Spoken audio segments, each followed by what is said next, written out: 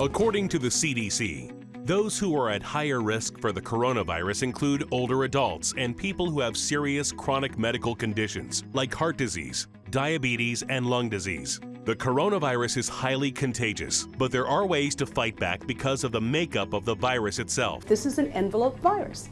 Okay, why do you want to know that? Because the good news is envelope viruses are easy to get rid of if you clean them off. Cleaning them off your hands, cleaning them off of surfaces, and in general, being attuned to when you are touching what. Cleaning products that destroy the coronavirus include soap and water, bleach, isopropyl alcohol, and hydrogen peroxide. Wipe down countertops, doorknobs, and other surfaces frequently to reduce your risk.